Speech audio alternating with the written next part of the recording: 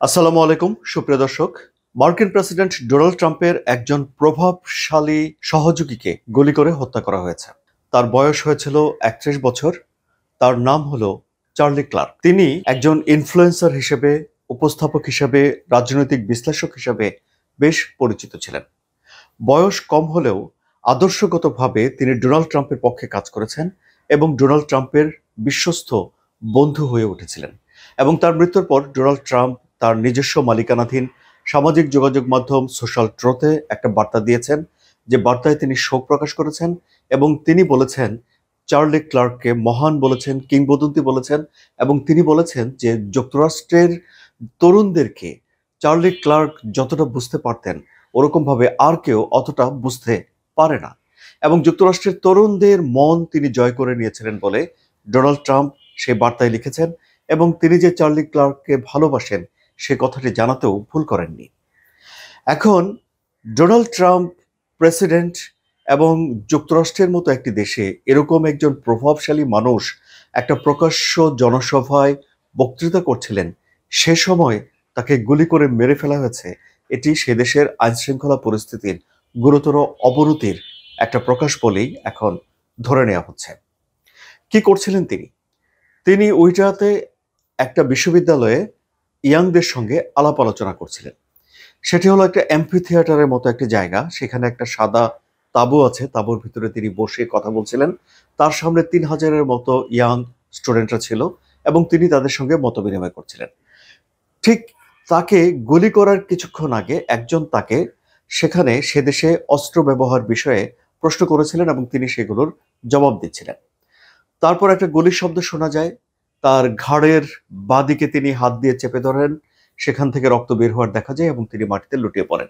তাকে দ্রুতই হাসপাতালে নিয়ে যাওয়া হয়, কিন্তু তাকে বাঁচানো যায়নি। এখন এই যে ডোনাল্ড ট্রাম্পের বন্ধু গুলিবিদ্ধ হয়ে মারা গেলেন, এটিকে যে আইনশৃঙ্খলা পরিস্থিতির অবনতি বলা হচ্ছে এবং অনেকে এটিকে রাজনৈতিক হত্যাকাণ্ড বলছেন। আমরা তো দেখেছি যে এর আগে নির্বাচনী প্রচার অভিযান চালানোর সময় ডোনাল্ড ট্রাম্পকেও হত্যা করার জন্য গুলি করা হয়েছিল। তার কানে গুলি লেগেছে। অন্তত দুবার ডোনাল্ড ট্রাম্পকে হত্যার চেষ্টা করা হয়েছে বলে অভিযোগ রয়েছে। সুতরাং এটি যুক্তরাষ্ট্রের মতো এমন একটা উন্নত দেশে এই ধরনের রাজনৈতিক সহিংসতা একটা কালো দাগ হয়ে রয়েছে বলেই বিশ্লেষকরা বলছেন। এখন মিস্টার ক্লার্ক তিনি ডোনাল্ড ট্রাম্পের বন্ধু কিভাবে হয়ে ওঠেন?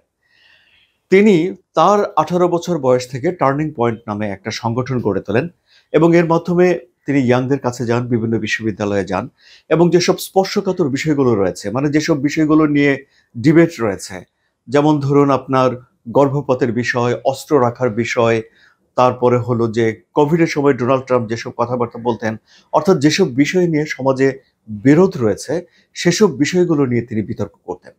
অন্যদের মতামত শুনতেন, নিজের মতামত বলতেন এবং এভাবে তিনি অন্যদেরকে প্রভাবিত করারও চেষ্টা করতেন এবং তরুণদের ভেতরে তার একটা ব্যাপক প্রভাব তৈরিও হয়েছিল। এবং এই প্রভাবকে কাজে লাগিয়ে তিনি ডোনাল্ড ট্রাম্পের নির্বাচনের সময় সহযোগিতা করেছেন এবং ডোনাল্ড ট্রাম্পকে বিজয়ী হতে সহযোগিতা করার মধ্য দিয়ে তিনি মার্কিন প্রেসিডেন্টের কাছাকাছি চলে এসেছিলেন। এখন সে দেশের তরুণদের মধ্যে এই যে এসব বিষয় নিয়ে বিতর্ক করা, সেটি তো মত প্রকাশের স্বাধীনতার ভেতরে পড়ে। সুতরাং যে জায়গাগুলোতে বিরোধ রয়েছে কারো সঙ্গে, সে বিরোধ তো আর হাতাহাতি করে মেটানোর বিষয় নয়। বরং সভ্যতার অংশ হলো যে কারো সঙ্গে যদি মতবিরোধ হয় তাহলে সেটি আলাপ আলোচনার মাধ্যমে মিটমাট করতে হবে। যার যুক্তি সর্বাধিক গ্রহণযোগ্য হবে তার যুক্তি সমাজে বিরাজ করবে। বেশি মানুষ যার যুক্তিকে গ্রহণযোগ্য মনে করবে, নৈতিক মনে করবে, ভালো মনে করবে, সেটা গ্রহণ করবে। সুতরাং যেখানে কোনো একটা বিষয়ে বিতর্ক রয়েছে সেটি বল প্রয়োগের বিষয় নয়, সেখানে আলাপ আলোচনার মাধ্যমে, যুক্তির মাধ্যমে, উপলব্ধির মাধ্যমে সেসব বিষয়গুলোকে মীমাংসা করতে হবে। এবং জন কার্লি সেই কাজটি করতেন, কিন্তু ব্যক্তিগতভাবে তিনি দক্ষিণপন্থী ছিলেন, রক্ষণশীল ছিলেন এবং সমাজে যেসব রক্ষণশীল মতবাদগুলো রয়েছে সেগুলোর পক্ষেই তার অবস্থান ছিল এবং সেগুলো তিনি প্রচার করতেন। এখন পুলিশ ডিপার্টমেন্ট থেকে দুই ধরনের কথা বলা হয়েছে। একবার বলা হয়েছে যে সন্দেহভাজন একজনকে আটক করা হয়েছে, আবার বলা হয়েছে যে না, এখনো পর্যন্ত সন্দেহভাজন অর্থাৎ যে গুলি চালিয়েছে এরকম কাউকে এখনো পর্যন্ত অ্যারেস্ট করা হয়নি। কিন্তু যুক্তরাষ্ট্রে পুলিশ ডিপার্টমেন্ট যথেষ্ট শক্তিশালী, তারা চেষ্টা করছে, হয়তো আমরা কোনো এক সময় জেনে যাব যে যে গুলিটি করেছে তাকে ধরা হয়েছে এবং কেন গুলি করা হয়েছে সে মোটিভও নিশ্চয়ই একসময় জানা যাবে। শোক প্রকাশের সিদ্ধান্ত নিয়েছেন ডোনাল্ড ট্রাম্প। সে দেশে বিভিন্ন জায়গাতে পতাকা অর্ধনমিত করতে বলা হয়েছে, কিন্তু তিনি তো তার বন্ধু হারিয়েছেন। ব্যক্তি জীবনে মিস্টার ক্লার্ক ২ সন্তানের জনক ছিলেন। তার স্ত্রীও পডকাস্টার ছিলেন। তারা জনমত তৈরি করার কাজই করতেন মেইনলি। মানুষের মনের ভিতরে আ যেসব বিষয়গুলো আছে সেগুলো নিয়ে তারা বিতর্ক করতেন। এখন যুক্তরাষ্ট্রের এই যে সহিংসতার সময়ে বিভিন্ন সময়ে যুক্তরাষ্ট্রের সাধারণ নাগরিকদের হাতে অস্ত্র থাকার বিষয়টি উঠে আসে এবং সমালোচিত হয়, এবং স্কুলেও যখন গোলাগুলি করা হয়, মানুষজন মারা যায়, তখনও এই বিষয়টি উঠে আসে। যুক্তরাষ্ট্র এমন একটি দেশ যে দেশে বেসামরিক মানুষের হাতে, মানে সিভিল জনতার হাতে যে পরিমাণ অস্ত্র রয়েছে সেটি সে দেশের জনসংখ্যার চেয়ে বেশি।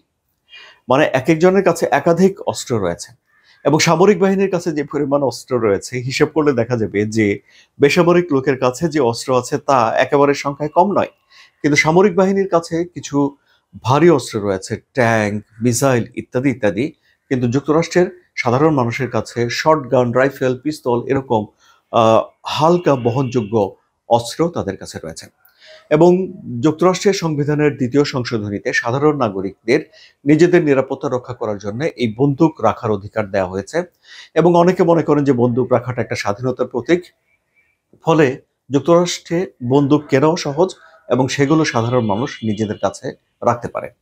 এখন ডোনাল্ড ট্রাম্পের ডেফিনেটলি মন খারাপ যে তিনি তার নির্বাচনে জয়ী হওয়ার একজন সহযোগী এবং ইয়াংদের ভেতরে রিপাবলিকানদের পক্ষে, ডোনাল্ড ট্রাম্পের পক্ষে জনমত গড়ে তোলার একজন কারিগরকে তিনি হারিয়ে ফেলেছেন। আর একই সঙ্গে যুক্তরাষ্ট্রের মতো এরকম একটা উন্নত, প্রভাবশালী, পাওয়ারফুল, শক্তিশালী একটা রাষ্ট্রের রাজনৈতিক এই পরিস্থিতির এই দুর্বলতা অনেককেই হতবাক করে দিয়েছে। আলোচনা কেমন লাগলো? যদি ভালো লাগে তাহলে সাবস্ক্রাইব করে চ্যানেলের সঙ্গে থাকুন। ধন্যবাদ।